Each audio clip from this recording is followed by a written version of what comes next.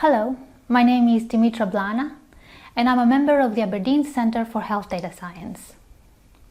The centre is a collaboration between the University of Aberdeen and NHS Grampian.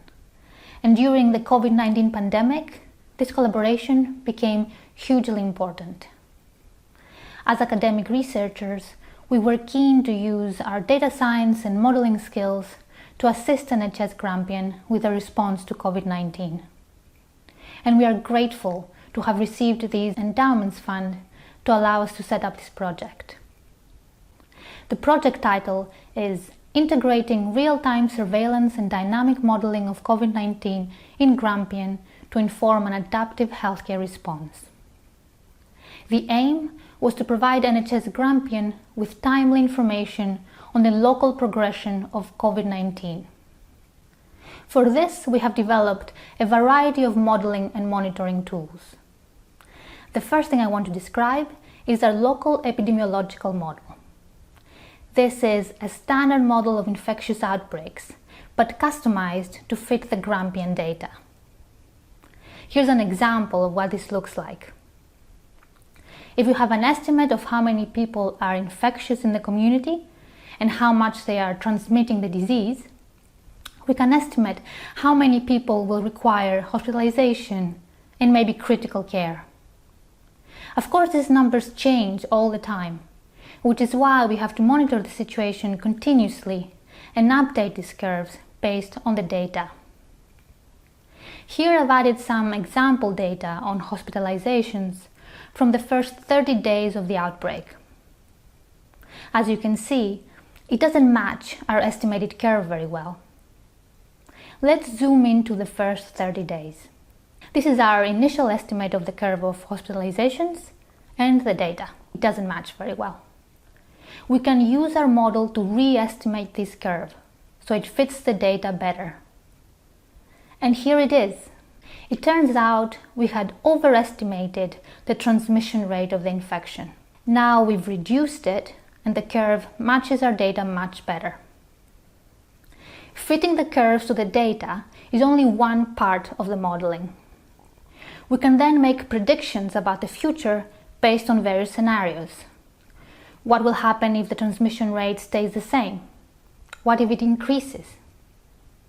Here is our initial estimated curve of hospitalizations and the data, which doesn't match very well.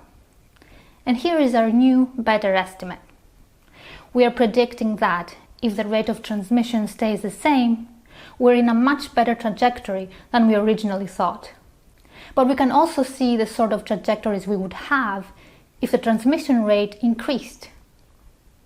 So as we are collecting more and more data, we can update the model. Are we still tracking the same trajectory, or have we moved to a higher rate of transmission? The model can help us figure out which curve we're following and the number of hospitalizations we would expect in the coming days. Here I want to acknowledge the brilliant work done by Dr. Graham Ostler from the NHS Grampian Health Intelligence team, who has been updating this model continuously. This is a great example of the really close collaboration we have with the NHS. I want to mention a couple of other tools we have developed as part of this project. These are tools for monitoring the pandemic, and my colleague Dr. Jess Butler has led on this. The first is a tool for visualizing clusters of positive cases and their contacts. Visualizations like this one. This allows you to easily monitor how clusters change over time.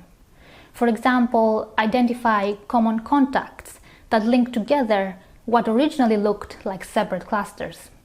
A modified version of this tool is used internally within NHS Grampian to monitor local clusters on a weekly basis.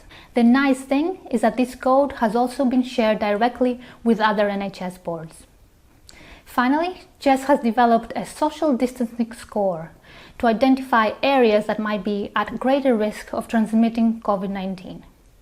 The score combines three measures: percentage of people with essential jobs, percentage of people living in overcrowded homes, and local population density. Here is the score calculated for Aberdeen, and you can clearly see the differences across the city. This tool is used by NHS Grampian to inform Covid-19 testing provision, and it is also available freely. This was a quick summary of our project. We are thrilled to be able to assist NHS Grampian with the response to the pandemic. And for me, this close collaboration with our NHS colleagues has been the highlight. I hope that we will continue to work together to address future health challenges.